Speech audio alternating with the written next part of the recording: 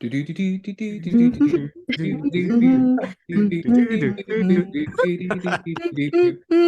Cardstock. Be a number one hit. Anyway, Cardstock. Over to Stephen. Yeah, so I'm not going to rehash the talk, but John, if you can dig up the link to that, I was going to dig that up in the LinkedIn post from yesterday. I spent a lot of time laying the groundwork for what this is and why this is. With this group, I think I can just jump into the deep end and share my Figma file where I've been working on identifying card patterns. So let me just do that, and then let's jump into what John and I thought would be fun to do today is just like talk about one specific pattern. And if you saw this ahead of time, which was ahead of time, like in the last 24 hours, then maybe you came prepared. If not, you can improvise and maybe go grab something off your shelf, or we'll leave a place to contribute open for the next month, so you can share ideas asynchronously. But let me share what I mean by card patterns.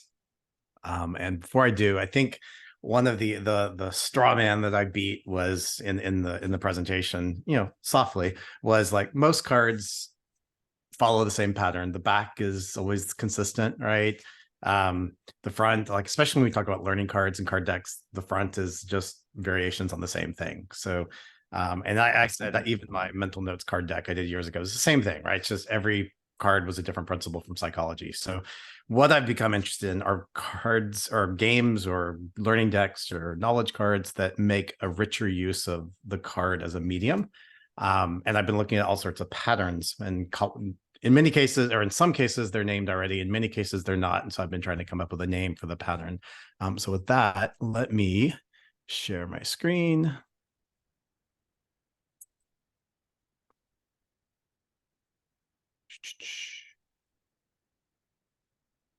One second. I didn't want to show my entire screen because it's huge. Here we go. All right, so this is a Figma file where I've been labeling, identifying the patterns. And just to start off with some simple ones, I won't go through all of these, but just to give you a taste of what we're talking about. There's a pattern of forced sorting where you're given a pile of cards and you have to sort them on a stack A or stack B. And it doesn't have to be two, it could be three or more stacks, right? But you have to stack them into one of these piles. Or there are games or activities where you draw from one of three or four suits, and then you have to find the magical combination or the brainstorming possibilities between those.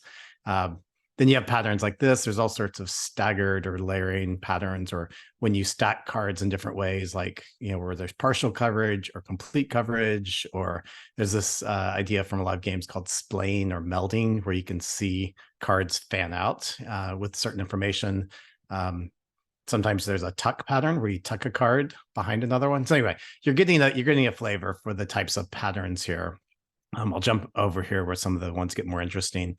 When you start messing with materials and die cuts, you can do things like a keyhole overlay pattern where you can see through one card that overlays the other. And this came straight from, I'm blanking on the game. Someone knows it, fill me in. It's a solo game. Gloom. No, Gloom no. does it with see-through cards? No, it's not Gloom. It'll come to me later. Anyway, and then let's see what else. Some of the when you start adding other materials, there's patterns where you can sleeve cards. There's patterns where you can add a little marker to track the progress of things. I've seen card games that have a pattern where there's hidden stuff, and you have to use a little ruby magnifying glass to actually see the things, see the hidden symbols. Here's the sleeve pattern. So anyway, all sorts of patterns. I'm trying to identify all these, and these will eventually be published as a toolkit, a book, a website, all that stuff, right? But in the meanwhile, just by articulating, identifying, and naming these, it's become a useful creative tool when I'm brainstorming a particular learning game. I can say, well, what pattern would be appropriate? What patterns could I try out in this case? Sometimes that's explicit. Sometimes it's more just in my head. So let me stop sharing. And actually, John, do you want to tee up the pattern we thought we would focus on today? Put you on the spot. Sure, just as sort of like the people start sawing some sort of planks or something down the way. So if you're a drilling sound or whatever, that's me. That's not me, something like that. The pattern that we were looking at were cards which make use of both sides intentionally. That there's sort of like there's not just one thing on one side, as with many different card patterns, but there's things on both sides of the card. So that was a prompt. I know some people sort of prepared things. Now, I went looking in my extensive card library over there and realised how infrequently, and all right, fair enough, I collect, up here in the office, I collect less games than I do kind of like professional decks.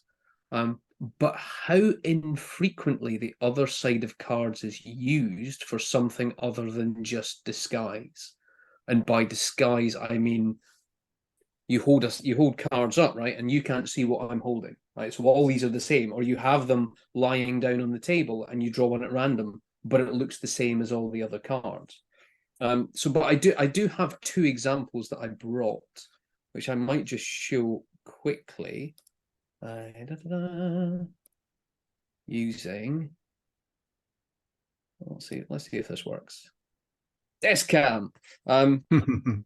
So the first one is from the van. Uno Flip. Oh, you stole mine. I brought that one. Okay, all right. Yeah. Talk about this. This is good. We should have prepared this. Everyone's familiar with Uno. Okay. Uno Flip's genius. It's kind of like it's the usual kind of like Uno form of people would have a hand like this, and you're either trying to match numbers or match colors. But then every so often, someone will play that card. Now, that card means that, hey, everyone's going to turn their cards around. And so suddenly, the front of the card does not map to the back of the card. So all of the green nines do not have that on. So there's no way of actually telling from what you're seeing on someone else's other side of the card what's going on. So it's completely random. There's no, you can't do card counting, you can't understand and so on. But it's sort of like it flips the dynamic of the game again and again and again, because suddenly you think you're sitting with a really good hand and someone makes you flip it over and you're sitting with 5 cards of dross. You've got no idea how that's going to work. So that's one of my examples that I brought. And then the other one is from the back of the car. Now, the kids, being kids, had used artifact cards to basically make a weird top trump set, right? And this is kind of like an ongoing thing they've done in the back of the car for ages, just sort of like, and they've just been constantly drawing small monsters and things with a kind of like a set of top trump things.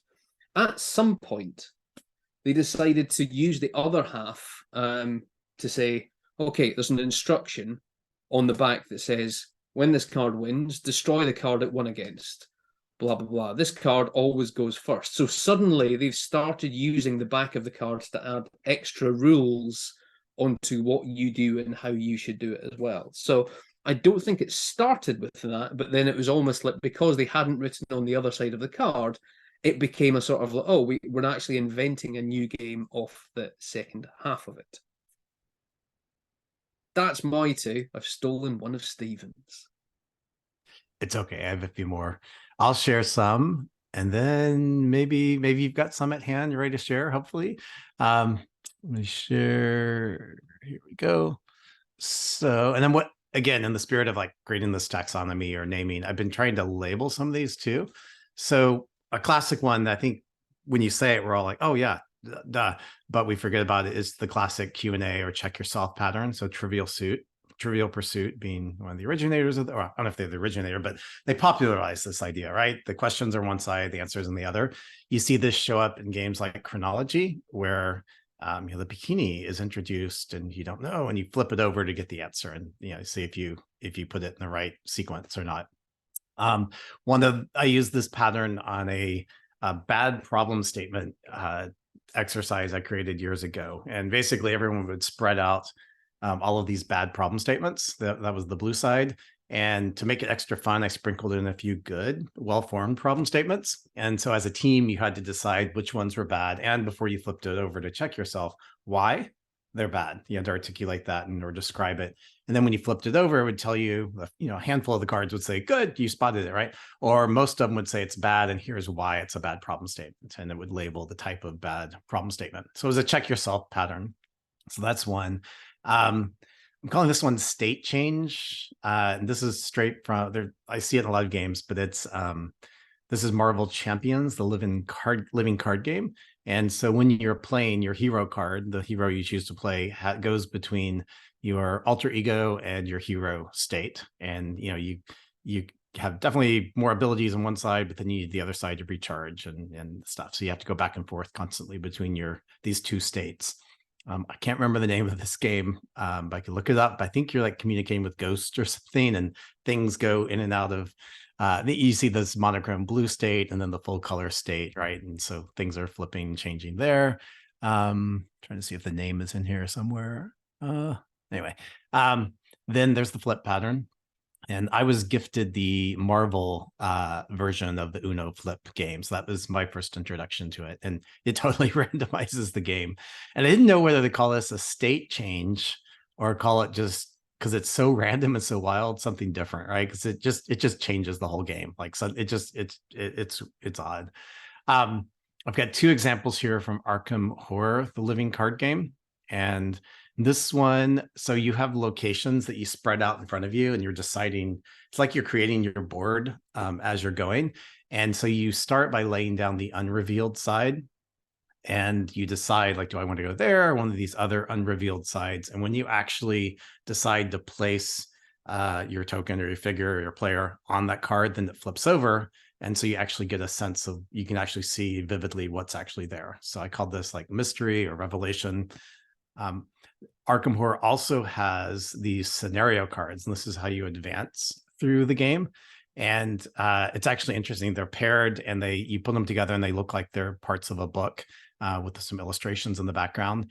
And the agenda cards are actually positive advancement through the game, and the act cards are actually negative advancement, like the villains are winning, you're losing. But basically you can see this is agenda 1A, and when you flip it over, it flips to agenda 2B. And here's an example of that. And so the game progresses and new things happen. And there's a short, very small stack of these act cards and agenda cards. And basically the game ends when either you reach the agenda card first or you unfortunately reach the end of the act card narrative first, right? Which means you lost the game.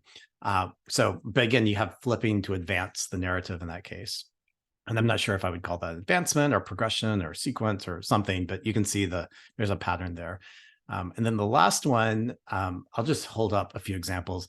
Just classification. Like, we tend to think of all the backs being the same, but I do have a number of, and I bet we all do have a number of cards where the backs are color coded or they suggest a different type of thing, but we don't know the specifics until we flip it over. And so just as an example, I think I remember it being this way, but never mind. Oh, wait, yeah, it is. I'll stop sharing here for the moment. So this is the What's Worth Doing deck to help you explore like career opportunities or what you want to do. And there's 4 colors or 5 suits, if you will. And you basically, as you're playing this, you spread it out and you're answering different questions around what would you like to make? Who would you like to connect with? What's important to you? All of that. And so I would say they don't carry the color coding forward, but they do have the labels. So like challenge, what sort of challenges are you interested in? And then you flip it over and there's the specific details, right? And then if I dig deeper, make, what do you want to make? And you flip it over and it's, they are color coded now to come to think of it. So the blue make is all the blue things. I want to make a workshop. I want to make a video, right? So you are using the backs to classify things. And then one other card. No, I'll hold on to that one. All right. Yeah, so that's the pattern, like a flip pattern or making use of both sides. And I will share that mural that I shared from, because I would love for everyone to add to it, either now or asynchronously, just so there's kind of a record of ideas beyond the video recording. So there you go. So that's the pattern. I'll shut up. Super. I'd like to do 2 things, I think. So one, who else has got an example of the pattern? Yes. So we'll go Rena, then Matt. And then 2, once we've done those, where are patterns like this useful in however you think? Is my sound working? I think I can never tell sometimes. Okay. I was just going to tag Herdmeister. It's like Mark Earls is here first, but If not, because like you probably should, so I'll do something else. The categorization. I've got a fantastic thing called cover Villagers. So it's like card building deck. Love it. And so the villagers have, where's my stack? That's this one, yeah. The resources. So you have the categorization depending on icon and color. So things like grain, wood, sort of different types of resources, which is common across different board games like Settlers of Catan. So again, right, natural resources. And then, but at the back, which is why it's helpful, is that it has a different type of villager related to that resource. So grains include a poulterer, swineherd.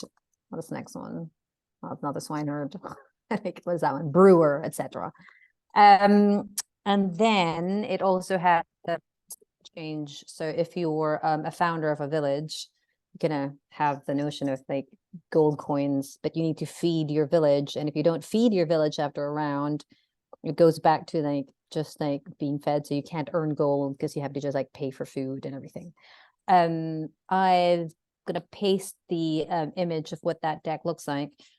And generically other games of categorization, it's just like it's unknown, but I like that this one actually is a means. It's like making strategy of like guessing the combination of the resources, and it's as ever educational, that it's like a resource is connected to a certain type of work or different types of work and different jobs linked to different resources. So in order to get a locksmith, you need a miner first, etc., etc.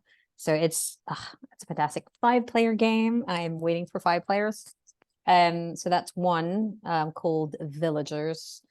And I'll just leave because I hope Mark will show his. But Mark, I'm just saying I love your strategy cards. So if you're gonna not show up, but I use it a lot with a lot of my consultancy work. It's one of the best tools ever for just getting clients on side. Yeah, the ones that just like really clarify what the hell they're meant to be doing operationally. It just starts with like, let's just go with what you want to market first, and then it just cleans the messaging of comms, etc. So I'll let Mark talk about that, but I love it. Like it's like the one tool that like if I'm being paid to be a consultant, like I need them to do this. So and I get them to play with that.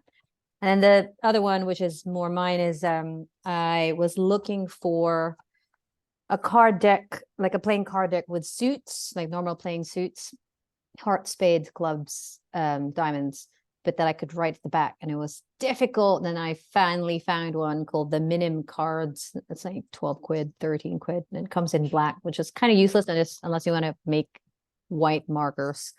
So what I've done is I was trying to create a memory palace, again, of all the thinking tools or fancy word pedagogy that I need for teaching or just in life in general, like in 52 cards. So things like pace layers thinking, right?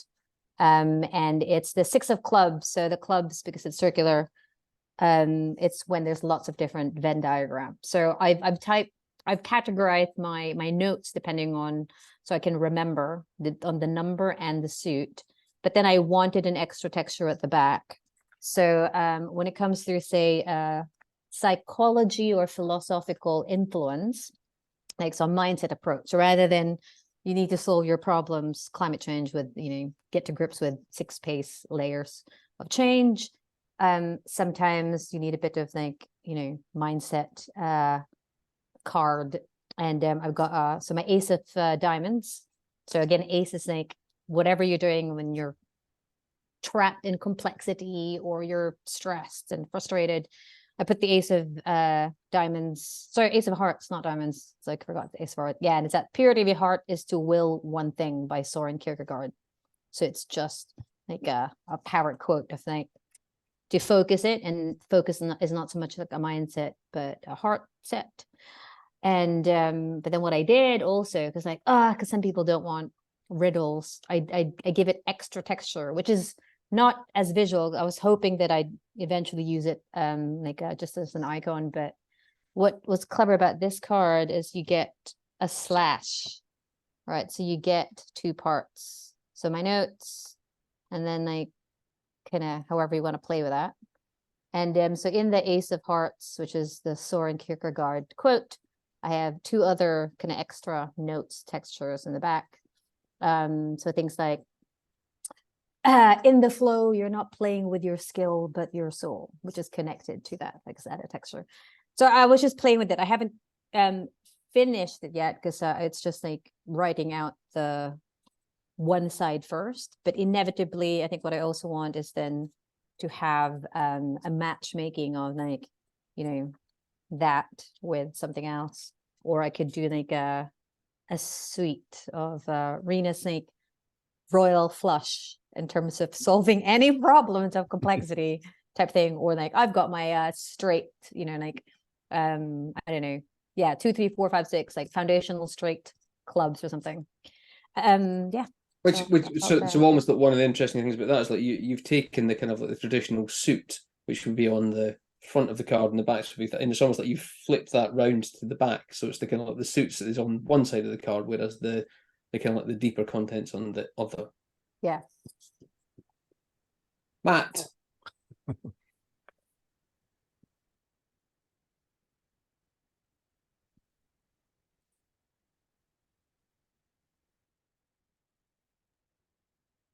Well, if Matt's not going to say anything, I've got a couple.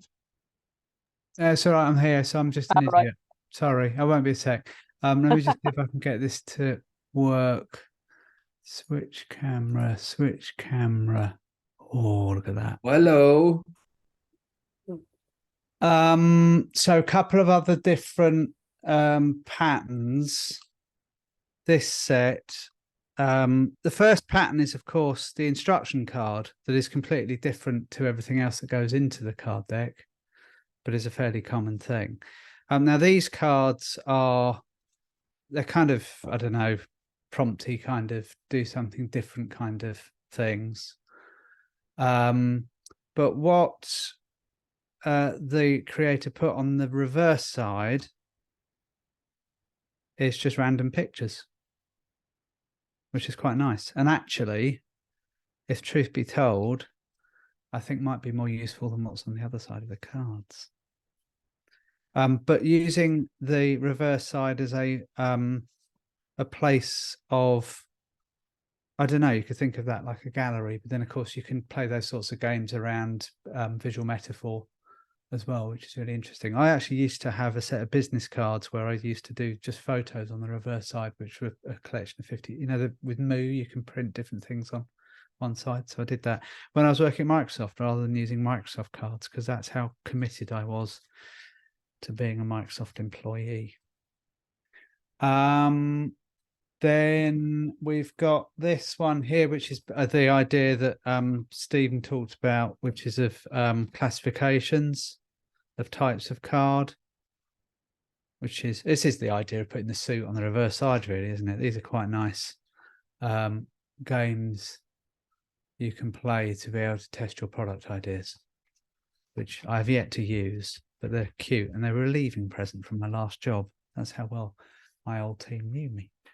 However, as a point of contention, when Stephen sent through the thing about what we were going to discuss in this, it irked me a bit in a good way, you know, kind of testing the boundaries of how we do these things, because it felt like there was a bit of dismissive of using the reverse side of a card in a just some imagery on it was some sort of waste, that it wasn't fully using all of the card real estate to its full potential. Now, I contend, I will contend in that this is not a waste for two reasons. First of all, in this case, set of cards, which you might have seen before that I produced earlier in the year, box for about 100 of them left over in the corner of the room.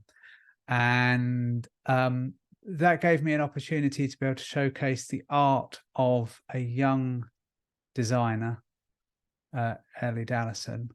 So that's almost like my ability to be able to be, well, it is my ability to be a patron of young artists, which is an amazing thing. And so there is value in that. However, the other thing that I would contend is that if you've ever tried using a one-sided card, they are a fucking nightmare. And to give you an example of a one-sided card, I give you Miro. Now, in Miro now, I have recently found, if I can find it, that you are able to shuffle cards, which is a major step forward. So I can shuffle this stack and I can shuffle it again, and that's all great. But the thing I can't do is turn them over. And it's only when you've only got a one-sided card and you're trying to run things, you realize how valuable that reverse side to be able to obscure it really is. Because I've got far too much thing on screen now. I've got far too much information in front of people. And I've got no way of being able to gradually reveal it. There's a game, one of the games I play is just a really simple lay in which you put 3 cards. One represents past, one represents present, one represents future. And you get people to talk about stories related to what's on the card. But it's really hard to do that if I've only got a one-sided card. So I will finish by saying, don't diss the consistent reverse side. It is extremely useful.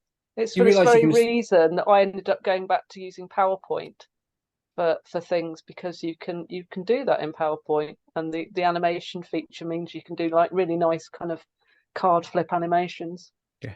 Yeah. You realise if you go around the back of your monitor, Matt, you can still see the artwork. If you just peer around. If I could get round to the back of my monitor with the Only amount of cats can do that. crap that there is there. No, not even a cat could get around there, not without severe risk of electrocution. No, I mean, So- see the back of things in mirrors and stuff. Cats can definitely do that. Otherwise, why would they bother?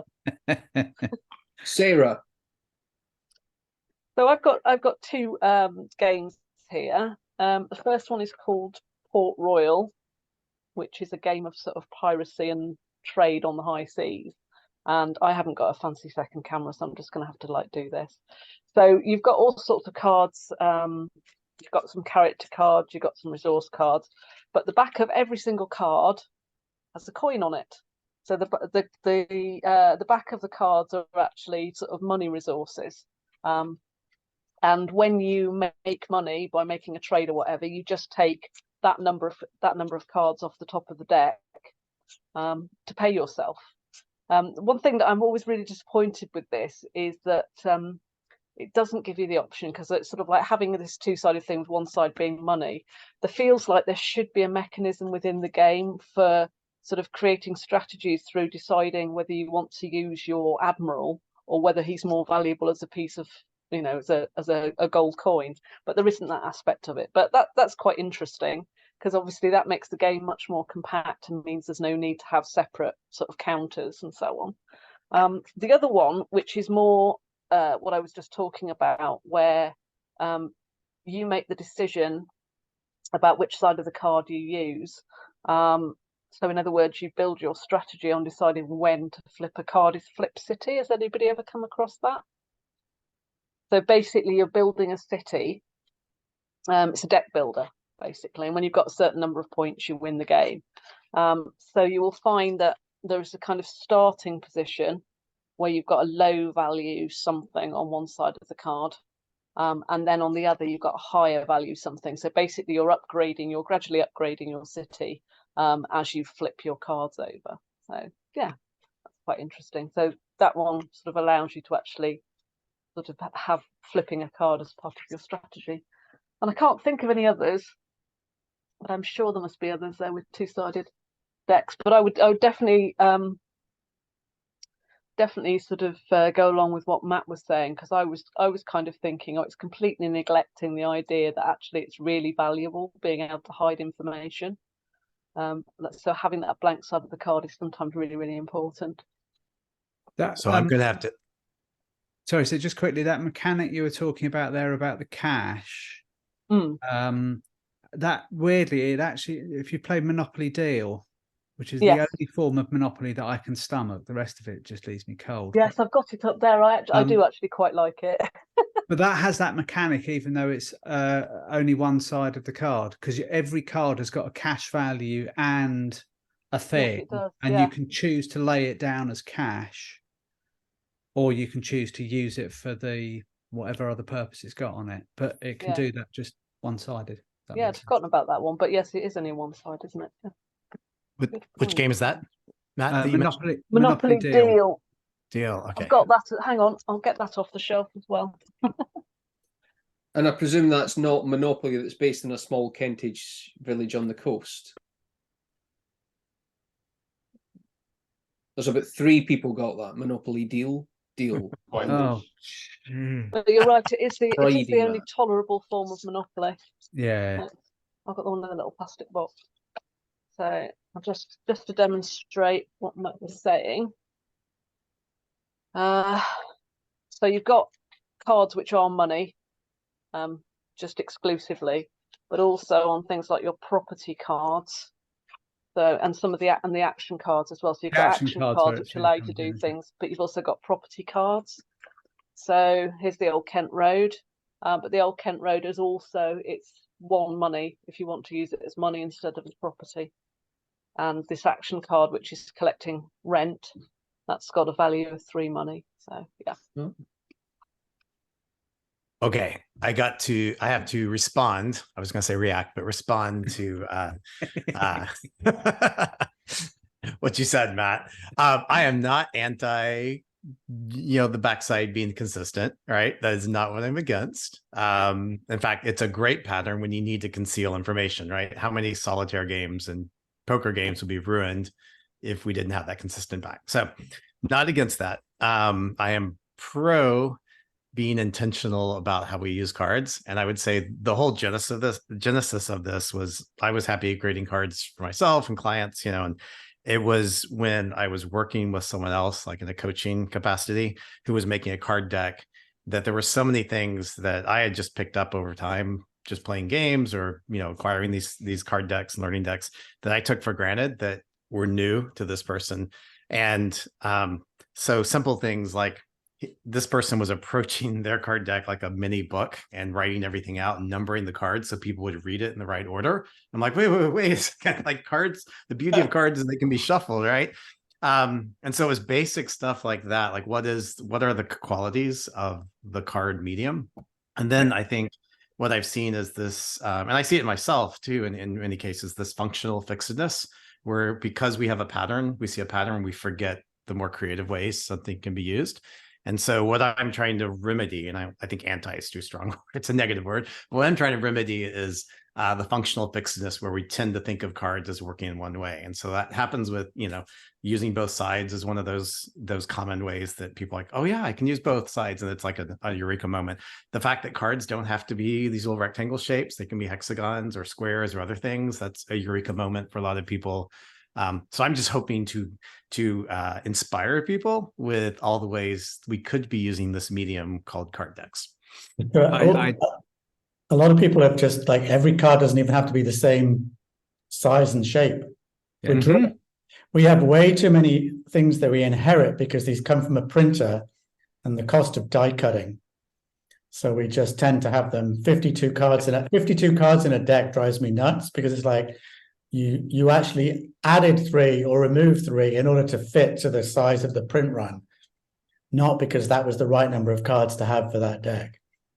Yeah. Oh, but there is something, there's something very nice about 52 cards in terms of both what you can do with it in the sorting and the shuffling and the rest. There's also something about, for a physical deck, and I know if you turn it into a digital deck, then a number of these things don't apply. But there is definitely something about the shuffleability of around 50 cards, which I've got a game, what's it called? Sky Joe, which is a wonderful game, but the cards is about that much cards, and it's impossible to shuffle. So you have to split it into 2 that become around 50 each, and then you shuffle them there, and then you bring them together, and it's just, it's I don't know. I think it's more than just a limitation of the size of print.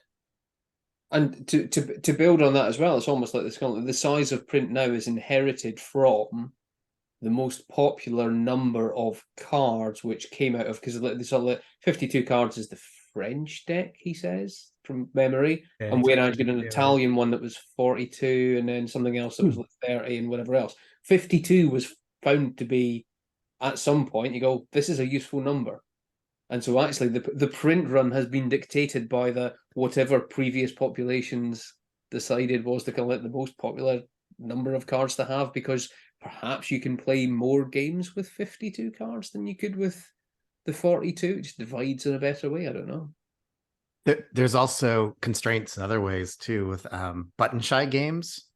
It's a whole series of games with one constraint: must be 18 cards. That's it.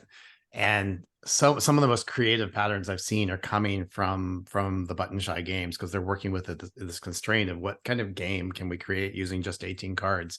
But I think the printing constraint is like 21 cards on a smaller sheet of paper. This can go on a print run at a time, so that's always 18 plus a few extras for like bonus cards or expansion cards. And so with every Kickstarter for a new button shy game, it's like 18 cards plus, you know, these bonus cards if you back now. And that's I think the 21 card limit is where that's coming from. So one pattern I'd seen that's kind of cool was, who's aware of the Elephant and Riders deck? It's a deck of emotions, and basically the deck is split into two. So half the deck is black and half the deck is white. So and it's just totally aligned with dark bad things and white good things. And I've seen a few decks adopting that philosophy, which seems pretty useful.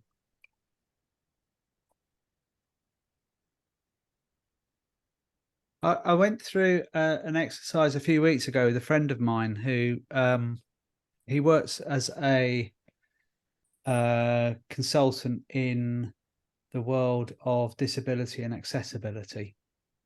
And we'd spoken a few months back about the idea of being able to think about a card deck to be able to help with his consulting work. And we eventually got this time to be able to sit down and work through it. The first thing that was really interesting was a discussion about whether it was possible to make an accessible card deck, which was interesting because Simon, who himself has reasonably significant accessibility issues, is of the view that actually not everything can be made accessible to everyone. And you can find alternative ways about being able to give the same outcome to everybody, but trying to make everything accessible to everybody. Like card deck has got accessibility issues for a number of people with either dexterity problems or visual problems in particular. There might be ways to overcome that, but you might just remove the essential card deckness of it along the way. But what we then did was I sort of dug out my mini library of different things. It's all kind of businessy cards. I didn't get any of the stuff from the games cupboard out, but actually by going through and thinking about, you've got kind of random prompt things like oblique strategies, and so we talked about those a bit, and then we looked at recipe card type ones with the over there, the workshop tactics and those kind of ones, and I've got some smaller versions of that. You've got some cards that are based around a particular model, and so that they use a model as a way of being able to then order and structure information. And then we looked at cards that had images on them, and actually just that process of going through and looking at different card styles was a really interesting process to be able to help come up with some ideas about what we might do specifically with Simon's potential need around creating something to help him with his consulting. Where we ended up was an idea mainly spurred actually by a deck that I got recently called Think Links, which is a set that Edward de Bono created, and I've managed to get some early 1980s ones, and to create a set of cards with images on them that can be used as prompts to be able to have discussions about how would you make this accessible, or how might this be made inaccessible to people through the way in which you deliver it, which is interesting. But that as a kind of route through of explore different ideas of how different card decks work to be able to start to generate ideas of a new card deck was quite an interesting process over a couple of hours a few weeks ago.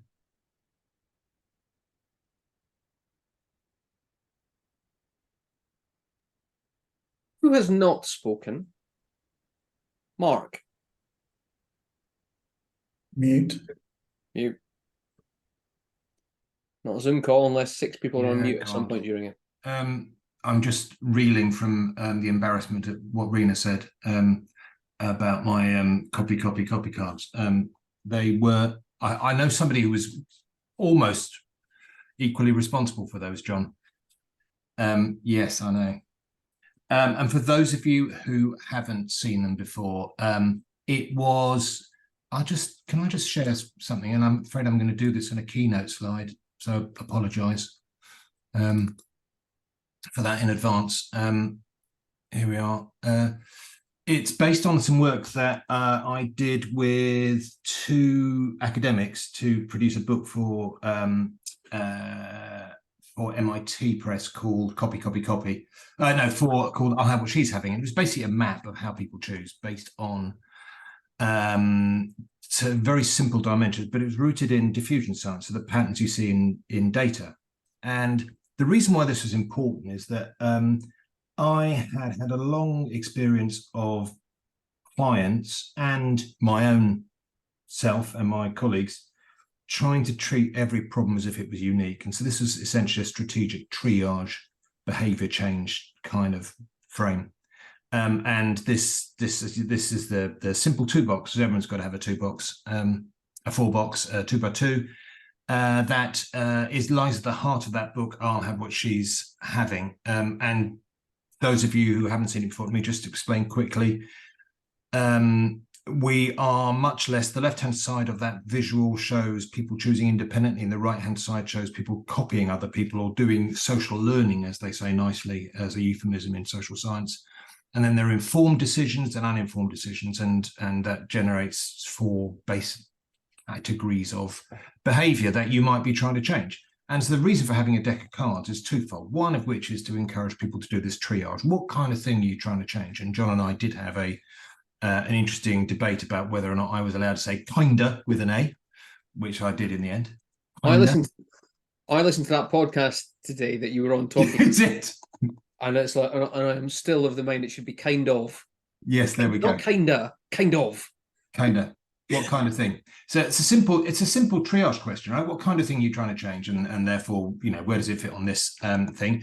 And then the next book I did after that, Copy, is where's the solution? So this contains more than 100 different behavior change examples, case studies, boiled down to, literally in the book, they're boiled down to cards.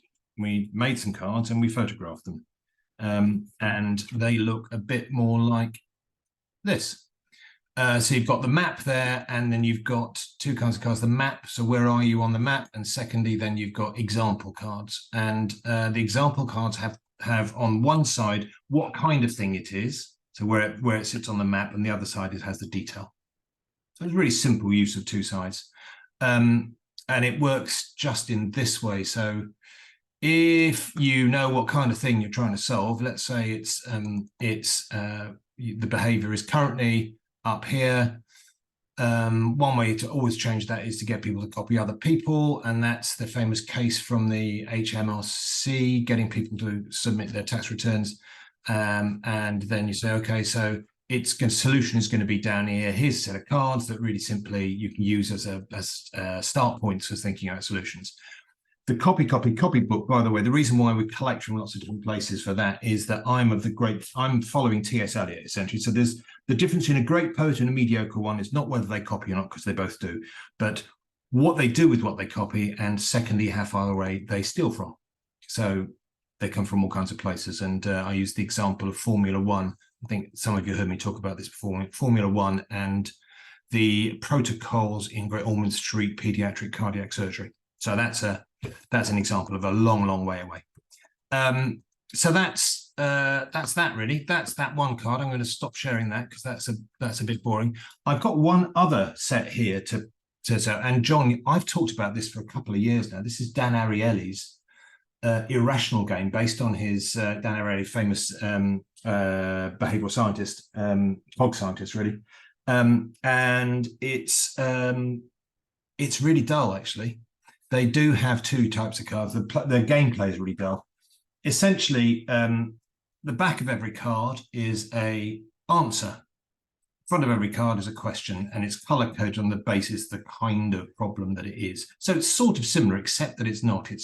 It's coded by social science. So essentially, it serves as an educational tool for people who want to make sure that they could answer the pub quiz questions on cognitive biases.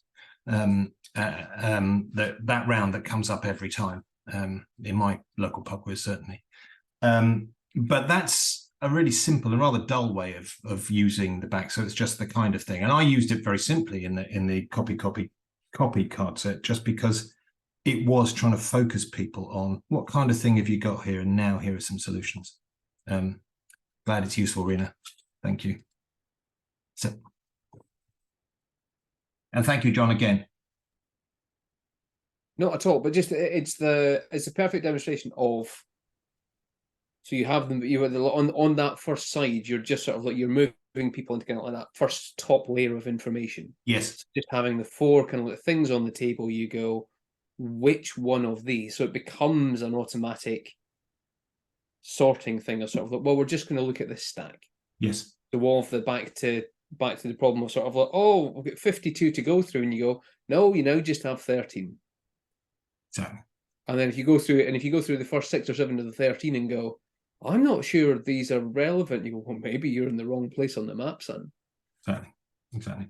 I think there's and I noticed this with your early pack, and I've seen it in a couple of sets of cards that I've used recently, that I don't think it's just me in my advancing years, but people's concentration levels and bandwidth for taking on information is much less than we as designers of these kind of experiences would like them to be. And people are much more approximate and much. Kahneman talks about the lazy mind, so I can use it. It's a proper word then. Lazy. Our mind's much lazier. We don't concentrate. We don't have the bandwidth. So we have to really think about making it as simple as possible for people to get through to a level of detail that then becomes useful, and not put all of the detail in the wrong layer, as you call it, John.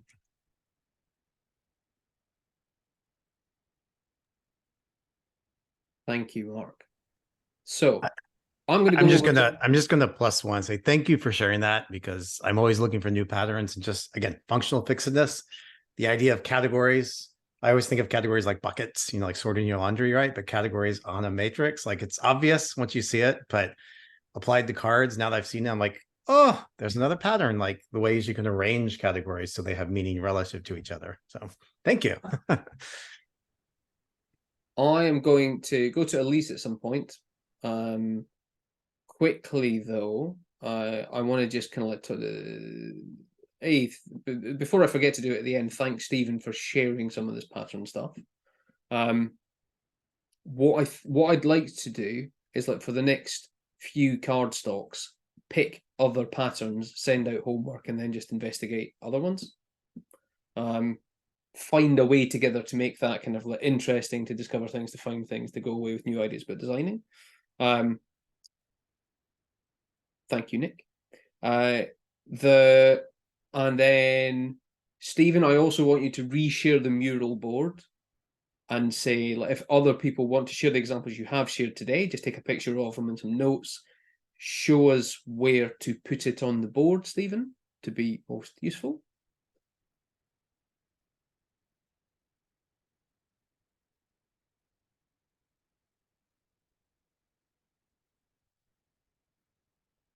Okay. You're talking, you're on mute. There we go. Yeah. Let's embrace the emergent categories. So if you just want to add stuff in your area, that's fine. If you want to start following sort of the classification I drafted, like, literally 10 minutes before this meeting, we can do that. So, like, Rena, when you shared your idea with villagers, I kind of put it in a place, but it was, there were 2 patterns that followed. We can start and just see what emerges from this in terms of patterns, but let's embrace the organic and the messy and see what happens. That's the beauty of these digital whiteboard tools. All right, super. And then now I'm going to hand over to Elise and Carla and say, hello. Tell us more about what you're exploring. Thanks. Carla and I have been madly taking notes on the side here, a whole side conversation. So thank you. This is really fun to listen to. I think Carla and I are kind of new to cards compared to all of you, but we have this really nice opportunity this fall. We have a class of almost 800 design students, and they're all going to be doing one design project, which is about the ocean and the city is London. And so we're going to give them a set of cards to help them define their design projects. And maybe Carla wants to talk a bit more about this, but we're going to use the UNESCO 10 ocean challenges as a kind of framework. And then we're going to have different layers of cards. So we're sorting out what that means now, but we want to prototype them this fall and then test them with these 800 students. So maybe Carla wants to describe the categories in the cards. Yeah, I guess in terms of patterns that we're using at the moment, we have 3 categories of cards, one with the Ocean Decade challenges, one with types of knowledge, and one with stakeholders. And then the idea is that students are going to draw a card from each category, and they're going to use that combination to explore the city of London through the lens that these cards present. They will then create stakeholder maps based on that. And yeah, at the moment we think it's not really fun. So what is Matt showing on the screen? Don't do this game. Is that what you advise us to do? Cool. Okay. Thank you. Yeah, so similar model, basically. Oh, perfect. 3 categories of card, and then you combine them to be able to create a task. So it's worth checking out. Thank you. Yeah, thank you. Yeah, so we're thinking, but now since listening to what everyone is saying, we have come up with a lot of ideas. And as Elise was saying, we've been chatting on the sides, trying to think of ways to make it a bit more fun, a bit more engaging. We're thinking about actors or resource cards, agenda cards, and how can we bring an element of surprise to the game, or get students to think about creatures that can tackle some of the ocean challenges. Yeah, so we're still very much at early stages, but yeah, thank you so much everyone for sharing all your knowledge. It's been really helpful to us. I mean, I'll speak on behalf of everyone, no problem at all. You're very welcome. And equally, if you want to bring some more things back next time, please do. And I'm sure that there'll be various people here who'll put their hands up to kind of like to help, and we'll work. We don't really have a community page, but you know, that's because the Silicon Valley community model is failing just about every type of community going. That's another question.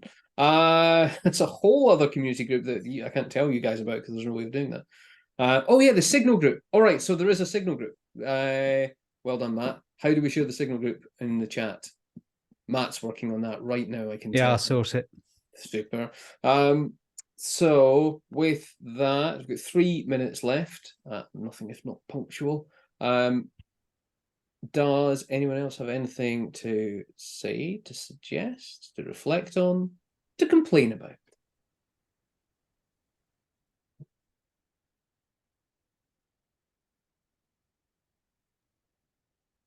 I've got neither of those things, but I think this is a reinvigorated cardstock. So well done, everybody. We had maybe lost our way a little, which is what happens every so often. But I think that there is a newfound purpose, which is lovely. As someone who's never been on this before and didn't really know anything about it, it's thank you for letting me listen. It's been, my brain is exploding slightly. But thinking about the things that have been talked about in relation to driving behavior change and getting ideas for behavior changes, I haven't got anywhere yet with it, but there's things happening, I think. Brilliant. That's lovely to hear. Thank you. Yeah. I would really like to hear more, Elise and Carla, of how you're doing it. And because I've played several types of games relating to climate change / sustainability / city building, and which is why I invited Rufus. It's just that so a rant, it annoys me no end how much money is spent on really bullshit long PDFs that explain and diagnose the problems complex. And here's SDGs, what the hell they are. It's like, it's so fucking dull. Money spent on it and flyers.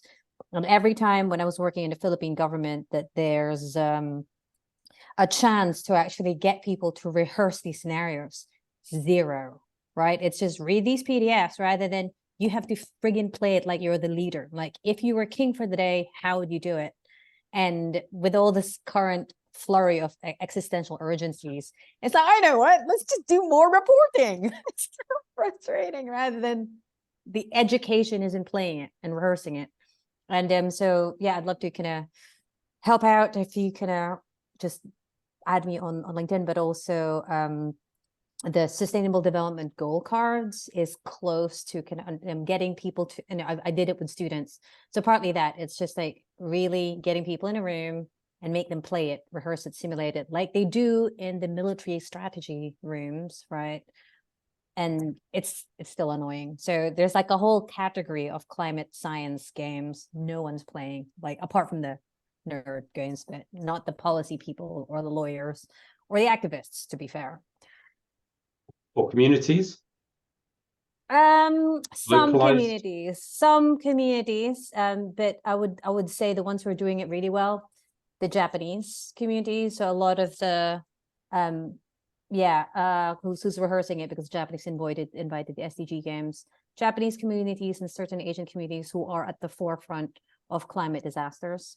So and so again, it's not cascaded enough. It's very, very local and very, very small. Somehow I know them. So yeah. Hawaii as well. There was a game that some local cities in Hawaii were playing with their citizens to raise awareness and be proactive about solutions. I can dig that up, bring it, share it on Signal or something.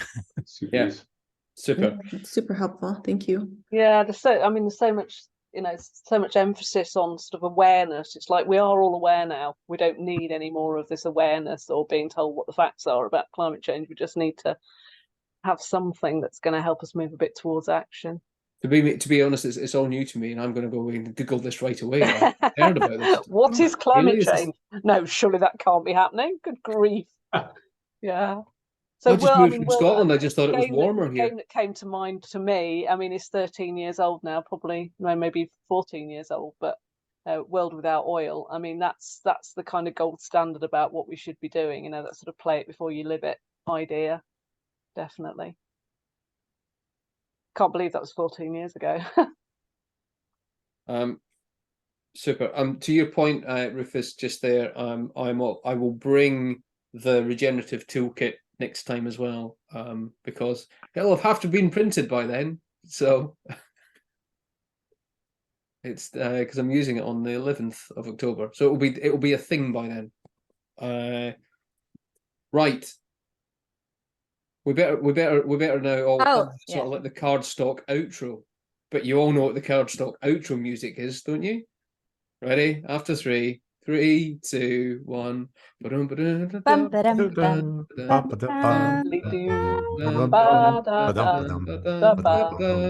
Cardstock.